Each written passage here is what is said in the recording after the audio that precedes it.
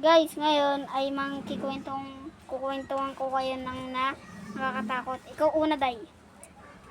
Guys, may masamang invento ngayon eh. Kapag 3 AM parang may marinig nagtulog ni Siren Head. Totoo po yun. Yung dati Naririnig po namin ngayon eh. Si Siren Head. kaya nga daw po madami tumatawag na aso dito. Sa Opo. Esteban. Opo.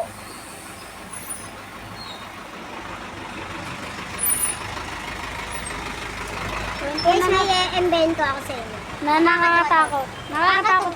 Sige. Nakakatawa. Sige. May invento ako sa inyo. Alam mo, kapag tumawag si Siren Head, marinig mo daw yun hanggang bukas. Sa frame. Tapos guys, yung fiesta, ano nun, ang dami nag-agawa ng candy, pinutok lang namin, wala kami ginawa. Tsaka dapat sa Jesus lang kayo kumukuha ng candy. Huwag sa iba. Pwede naman sa parada kasi sa Esteban naman yan. Nung binilihan ako ng Manila yan, parang dumumi daw.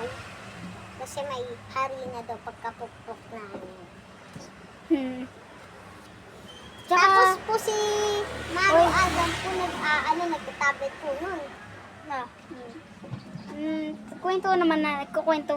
Gusto niyo ba makwento kami ng nakakatakot? Sabi nila okay daw. Go. Sige, ikaw muna. Hindi ka nakakakwento. Alam mo ba dati, banda dito, meron daw humawak sa akin naman multo. Sige, baka tip pa lang yun. Siguro. Wait lang, iiba tayo ng pwesto, guys. Baka nakakatakot dito. Baka may sumilip na sana namin. Go na! Takbo! Takbo! Guys, hindi namin sinasadya magkwento niyan. Oo. Dito naman po kami mabibideo. Oo nga po. Nakakatakot pa ibabento namin sa inyo. Sige. Alam niyo po dito sa tapat ng bahay namin po, Oo nga po. Tatlo po. Opo. Doon po parang pong kaming may narinig na pang tunog ng baso na umiiyak. May umiiyak na tao. Oo nga po. Ng tubig. Oo nga po. Maingay. Tapos po, ganito pong kagat to. Ganyan pong kagat ng multo. Opo. Para po kaming may narinig na parang dabog sa bubong nila Marco. Parang check ko. Doon po yun. Doon lang po yun. Sinatugtog. Pero totoo. Pero, yung tatay po namin namatay.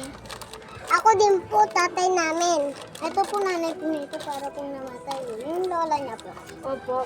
Lola niya po nila, hindi po nila pinapayagan, hindi pala nila pinupuntahan. Kami po, pinupuntahan natin po. Okay lang yun kasi, madilim na, pumupunta ka pa doon. Guys. Dito daw sila nakakarinig ng Kalmot ng pusa. Itim daw. dito daw. Yan daw. Malaking buko namin ngayon. Yeah. Parang gusto kong kunin yung green eh. Sarap daw yun. Sarap nga din. Ay!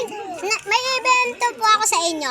Nung dati po, nung bata po sila mama, yun, kaya favorite po namin ulam po, Lucky Me. Kasi po nung dati po may sticker po yun. Kaya kumakain po nun sila mama nun.